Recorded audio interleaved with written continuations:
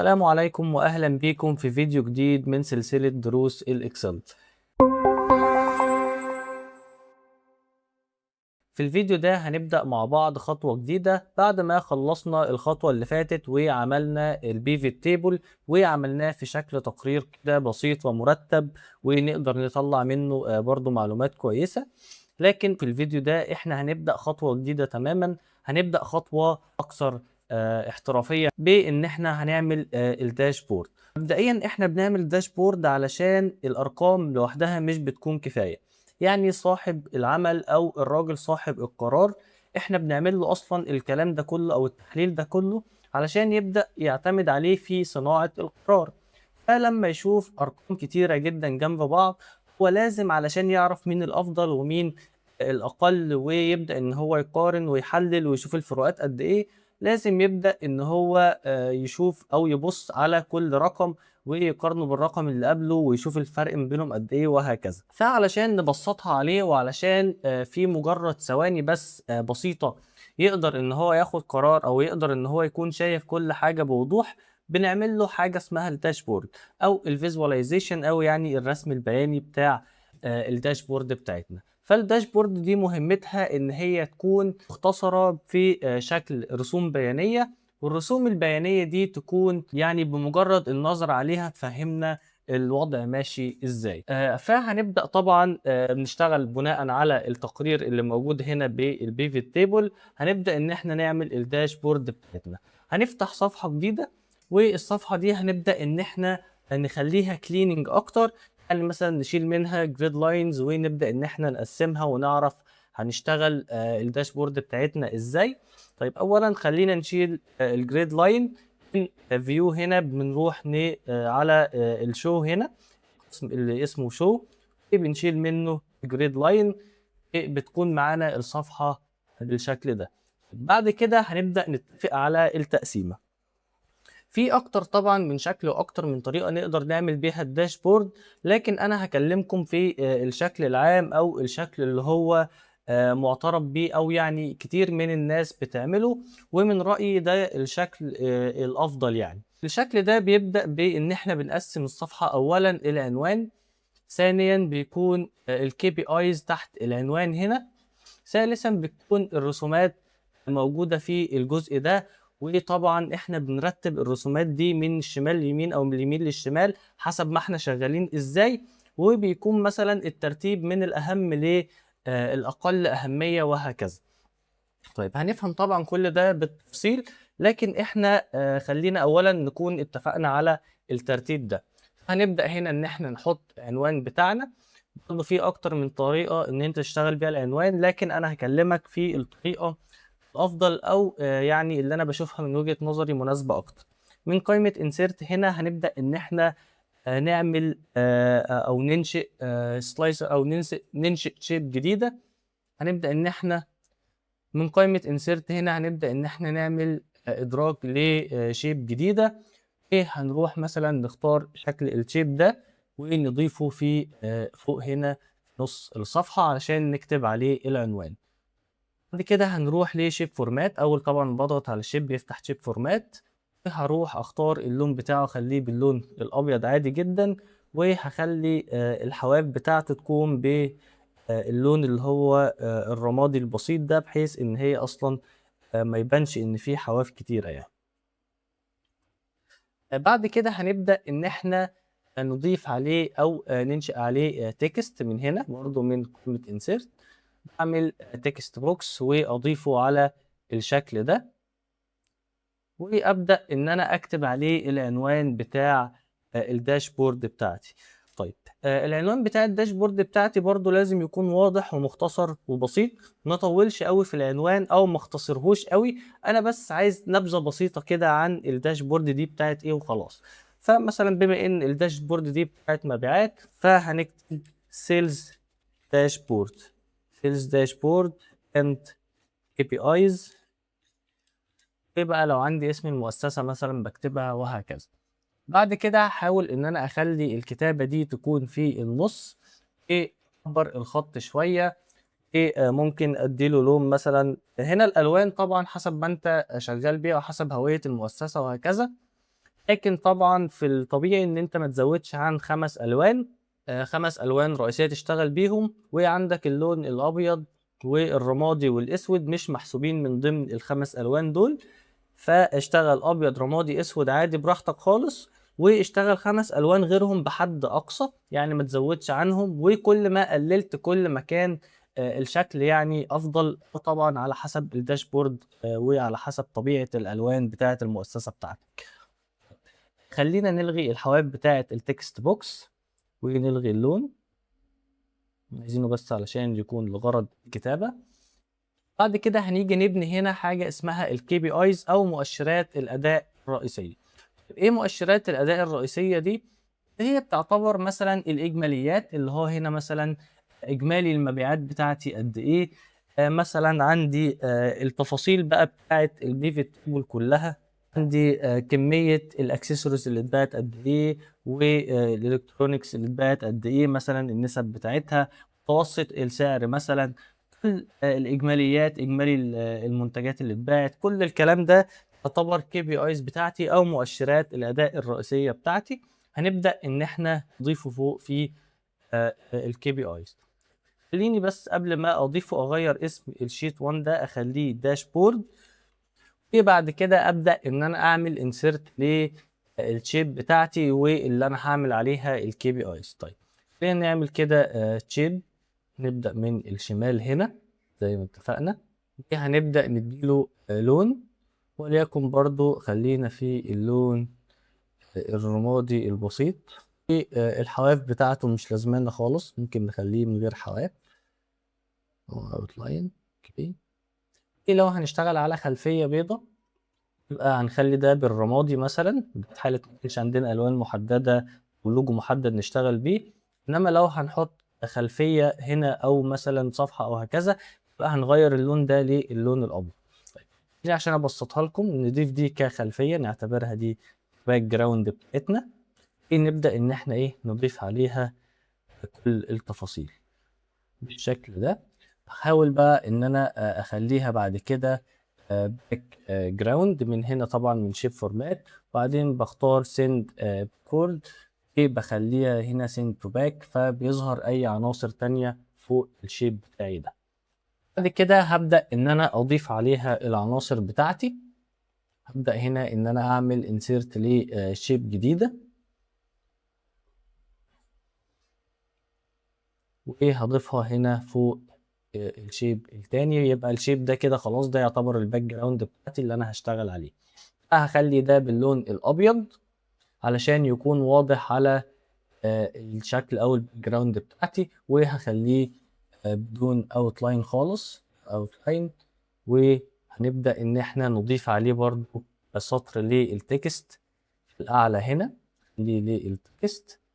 وبعد كده هنضيف تكست بوكس تانية علشان تكون للناتج بتاعنا. فهنا مثلا هيكون التوتال سيلز، توتال سيلز اجمالي المبيعات بتاعتنا،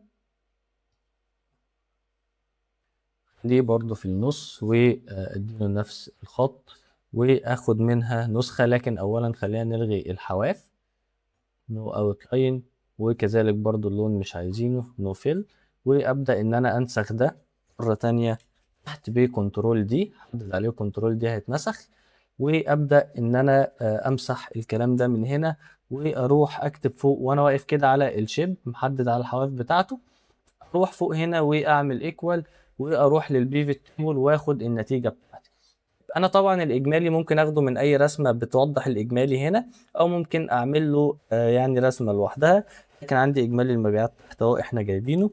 اضغط انتر، هيبدأ المفروض ان هو يتنسخ. لكن علشان احنا بناخد من بيفت تيبل على طول، فبيقول لي ان ده خطأ. فعلشان تعالج الخطأ ده، اسهل وابسط حل ان انت تقف هنا تحت الناتج اللي انت عايزه وتعمل ايكوال، بعدين تختار الناتج بتاعك انتر، تروح في الداشبورد وتاخد من الناتج ده. عشان طبعا الشيب ما ينفعش والتكست بوكس ما ينفعش ان هي تاخد من البيفت تيبل على طول. اتنقلت هنا من غير مشكلة. هنا برضو نظبط الخط بتاعها، كمان خلينا ننزل زي سطر كده بسيط نفصل بين كلمة التوتال وبين الرقم بتاعها. يبقى السطر ده برضه هنزله من شيب هنا، واختار اي خط او اي سطر يعجبني يعني شكله، وابدا ان انا ايه اضيفه كده بالشكل ده.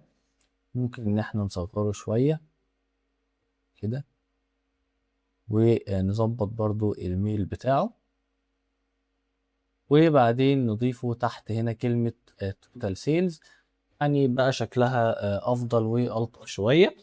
الكلام ده كله خاص بالشكل، مش هيضر او يفيد الرقم بحاجة.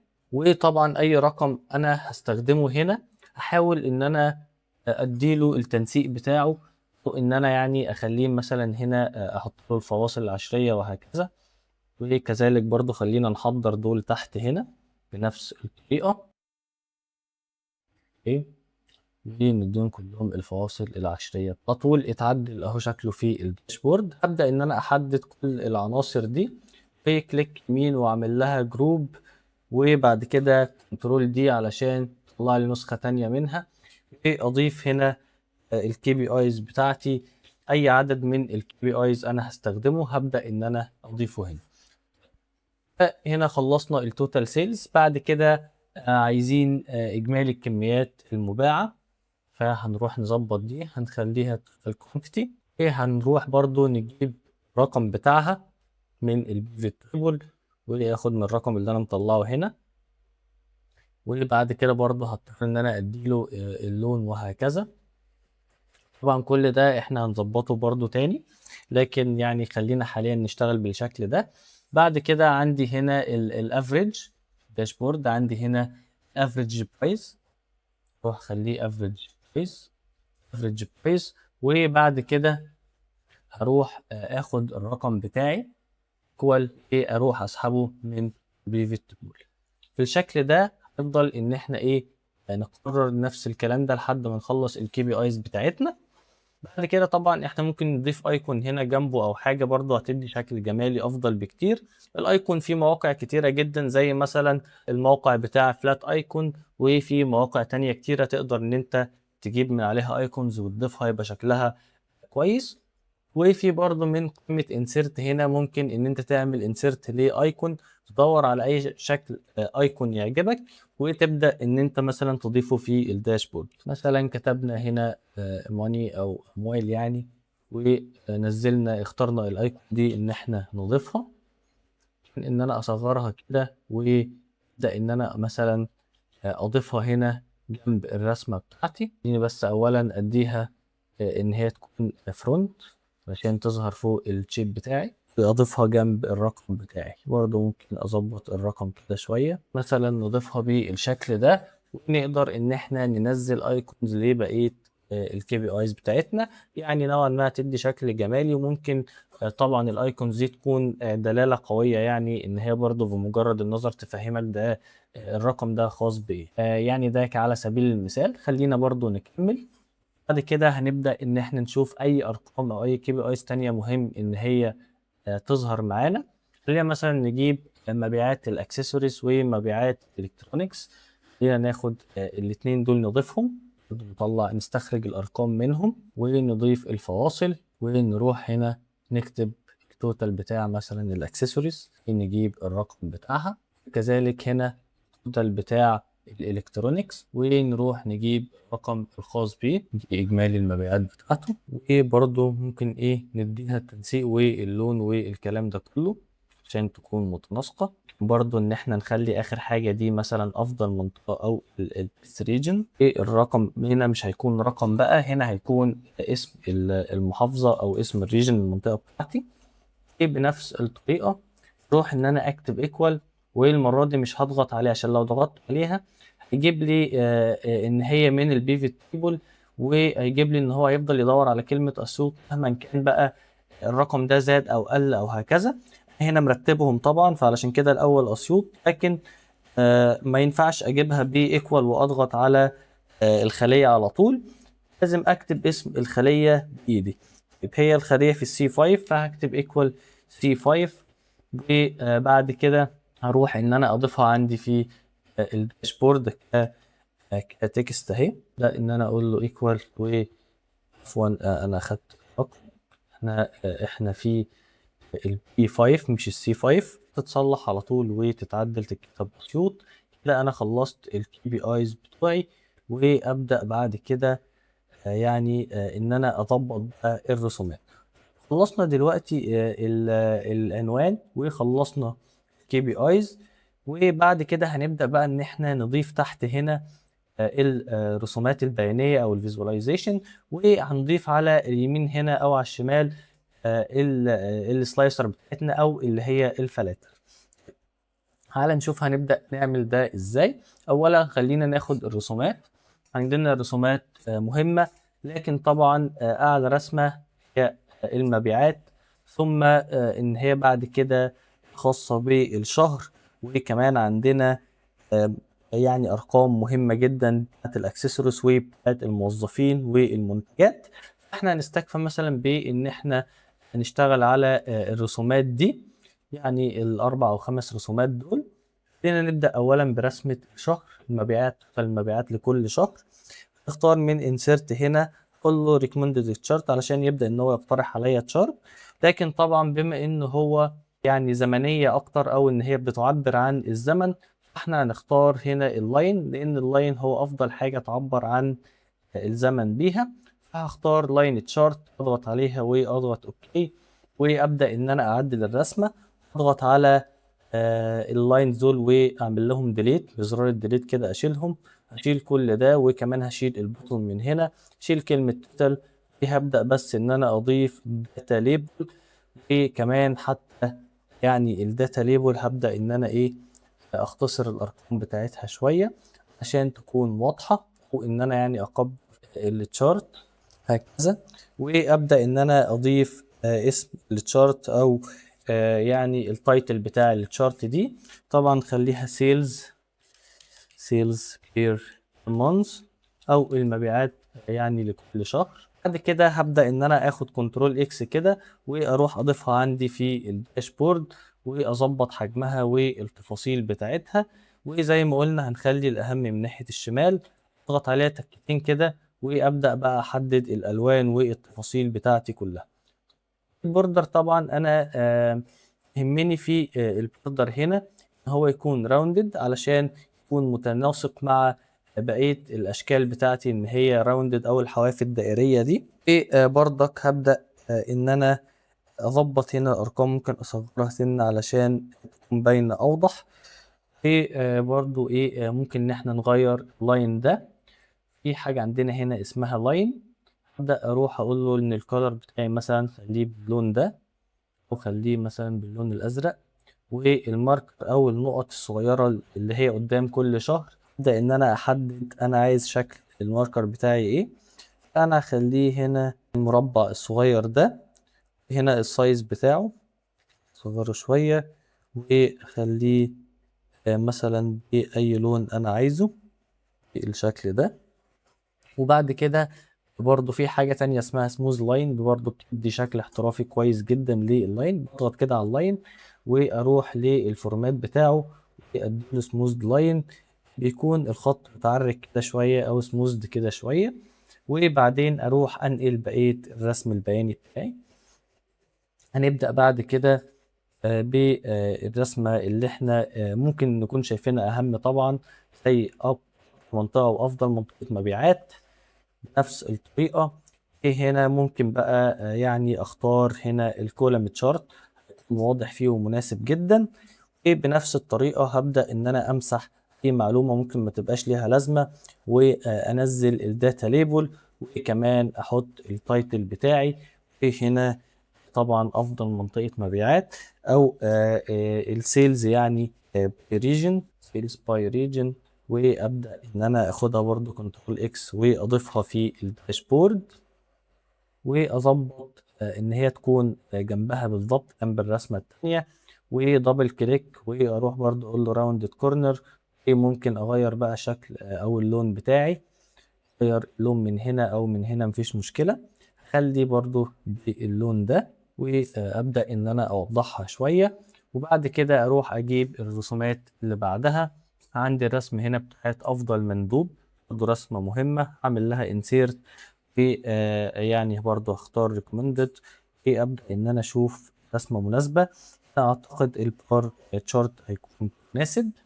امسح برضو ازالة اي حاجة ممكن ما يكونش ليها لازمة او عاملة زحمة على الفاضي، علشان الرسمة تكون كليننج اكتر معايا. احط الشارت تايتل بتاعي هنا هيكون افضل مندوب عندي. خليها سيلز باي سيلز راب، ده هي المبيعات حسب مندوب المبيعات. ودبل كليك واخليها راوندد كورنر، واروح ان انا انقلها على طول في الداشبورد بتاعتي. بدأ طبعا يكون في ملامح واضحة جدا للداشبورد، بدأ ان هي تكون يعني يظهر عليها ان هي بسيطة اكتر، سيمبل اكتر، وشكلها مش وحش. طبعا مع تنسيق الوان اكتر، مع لوجو، مع ايقونات وهكذا، يبدأ الامور تختلف معاك تماما ويكون شكلها افضل بكتير جدا. لكن انا برضو بقول لك فكرة يعني بشكل عام، او ازاي ان انت تقدر تخلي حاجة يعني شكلها سموث، او شكلها مثلا يكون بسيط كده وسلس معاك. طيب، خلينا بعد كده نضيف باقي الرسومات. عندي برضو رسومات مهمة هنا زي الاكسسوارز وهكذا. انا هختار اللي هي بالنسب، مش هختار الارقام لان احنا اوريدي واخدين الارقام في الكي بي ايز. هعمل انسيرت، وهنا بقى يجي دور البنت شارت او الدونت شارت، ان كان اللي تفضله. الاتنين تقريبا بيدوا نفس النتيجة، فشوف الافضل او اللي انت شايفه مناسب، شكله مناسب اكتر وضيفه. ابدا هنا ان انا اضبطه وانزل الداتا ليبل. في عندك حاجه اسمها الكول لي اوت اللي هو بيظهرهم لك بالشكل ده، وممكن ان انت تظهرهم كارقام عاديه، لكن انا هختار داتا كول اوت عشان يظهروا بالشكل ده. ايه دبل كليك، هفتح التبويب بتاعهم ده واروح اضبط من الليبل اوبشن هنا، اخليه ان هو يظهر البرسنتج بس. والنسب دي برضو احاول ان انا اكبرها كده شوية علشان تكون واضحة، واشيل بقى دول او اظبط دول اكتر علشان برضو يكونوا واضحين هكذا. ممكن ان انا اكبر الكلام بتاعهم شوية، اجيبها في النص اكتر، واديها برضو تشارت، اديها تايتل تشارت هنا السيلز كاتيجوري. نبدأ ان احنا على طول نديها الراوند كورنر، وعلى طول ننقلها في الداشبورد. اعمل لها بيست واظبطها في الداشبورد اللي عندي كده، وابدا على طول اشوف الرسومات اللي بعدها. على فكره مش لازم ان انت تحط رسومات كتير، لكن بس تشوف اهم الرسومات وتبدا ان انت تعمل لها اضافه. هاخد بعد كده اخر حاجه، اخر حاجه خليها اللي هي اعلى منتجات مبيعا. هنعمل لها ريكومندد، ونبدا برضو نشوف لها يعني رسمه تكون مناسبه. هنا ممكن ان احنا نختار الكولم برضو عادي، حاسس ان هي مناسبة ومفيش مشكلة. خليها كلاستر كولم عادي، وشيل لاين، وشيل التوتال، وكمان الارقام من هنا. وابدأ ان انت تظبط الشكل واللون، واديها تايتل تشارت، ده اهم حاجة. هنا السيلز برودكت، وهنعمل نفس الكلام راوندد كورنر، ونروح ننقلها على طول في الداشبورد. وبرضو نطلع هنا الداتا ليبل، وبرضو نغير الالوان. برضو نسينا نغير اللون بتاعنا، نفس الالوان دي. واعتقد احنا كده خلاص خلصنا، مش لازمنا ان احنا نعمل حاجات اكتر من كده. يعني داشبورد بسيط سيمبل، وفيها المعلومات ظاهرة ومعلومات قيمة يعني جدا. فهنبدأ ان احنا نكتفي بيها تكون بالشكل ده.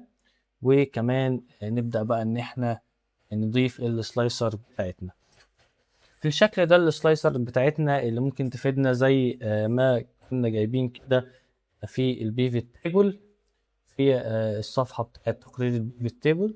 خلينا ناخد كل ده، احس ان هو مهم كله، نبدأ ان احنا نصغره ونضيفه هنا، نظبط شكله ونضيفه معانا في الداشبورد هنا. فاحنا بالشكل ده بدأنا ان احنا نوضح ملامح الداشبورد، وبدأ فعلا يكون الداشبورد ذات قيمة أو يعني فعلًا تقدر إن هي تفيد صاحب القرار بمجرد نظرة كده على طول، يكون عارف إيه أهم العناصر اللي عنده، أهم المبيعات، أهم المناطق، أهم الproduct والcategory والنسب بتاعتهم، كل التفاصيل واضحة وظاهرة يعني بشكل بسيط وبشكل واضح. كمان برضه زي ما قُلنا نقدر إن إحنا نضبّطها أكتر وأكتر، لكن بس إحنا يعني إيه، بنجيب كده sample بسيطة إزاي تقدر تعمل dashboard، والdashboard دي تكون يعني simple وشكلها برضه بسيط. كمان نقدر إن إحنا نضبّط الألوان ونضيف أيقونات زي ما قُلنا. طيب تعالَ برضه بعد كده نضبّط ال الرسومات دي أو نضبّط كل الslicer دي، هاخلّيهم باللون ده علشان يكونوا مناسبين. اللون ده أعتقد ممكن يكون مناسب شوية. هكذا عملنا داشبورد تفاعلية من الpivot table بتاعنا، داشبورد لطيفة وشكلها يعني ظريف، وكمان نقدر إن إحنا نستخرج منها المعلومات بسهولة وببساطة. في وقت قليل أو في وقت بسيط قدرنا إن إحنا نعمل داشبورد شكلها كويس، وطبعًا الداشبورد دي إحنا نقدر نشتغل بيها أو إن إحنا نبيعها كخدمة مثلًا في الفريلانس على مواقع مثلًا أو platform زي مستقل خمسات، وكمان برضه ممكن تشوف مواقع تانية أجنبية زي upwork وهكذا. أنت عندك هنا الشكل ده أو الstandard أو التصميم بتاع الداشبورد دي أكتر حاجة الناس بتشتغل بيها ومقبولة جدًا وشكلها لطيف. أهم حاجة زي ما قُلنا ما تخرجش عن 5 ألوان، وعندك أبيض، أسود، رمادي، الألوان دي الأساسية ما بتتحسبش من ضمن ال5، وكل ما قللت في الألوان وكل ما بدأت إن أنت تهتم بالتفاصيل كل ما طلع لك داشبورد أفضل. وطبعًا مش مهم الشكل على قد ما هو مهم إن أنت تكون موضّح التفاصيل المهمة فعلًا زي ما عملنا كده، إجمالي المبيعات، إجمالي كل شهر. بدأنا إن إحنا نخلّي صاحب القرار أول ما يبُص على الداشبورد يكون عارف هنا مثلًا شهر مارس أكتر حاجة، هنا أسيوط أكبر منطقة أو أفضل منطقة مبيعات، هنا الشاشات هي أكتر حاجة بتتباع. يعني يبدأ إن هو يبُص على كل التفاصيل ويفهم منها الأمور، أو يقدر إن هو ياخد قرار بالاعتماد عليها. وبكده نكون حوّلنا التقرير لداشبورد احترافية في الإكسل بشكل بسيط وعملي ومنظم. لو الفيديو عجبك وكمّل معاك السلسلة بشكل مفيد، اعمل لايك واشترك في القناة. اكتب لي في التعليقات تحب الفيديو الجاي يكون عن مثلًا تحسين شكل الداشبورد أكتر، والّا عن إزاي إن إحنا نعرض الداشبورد زي دي كخدمة في الفريلانس بشكل مستقل. شكرًا ليكم وأشوفكم إن شاء الله في الفيديو الجاي. هنكمّل سلسلات تانية برضه مهمة جدًا، وهنكمّل على سلسلة الإكسل تفاصيل تانية كتير. شكرًا ليكم وأشوفكم في فيديوهات جاية إن شاء الله.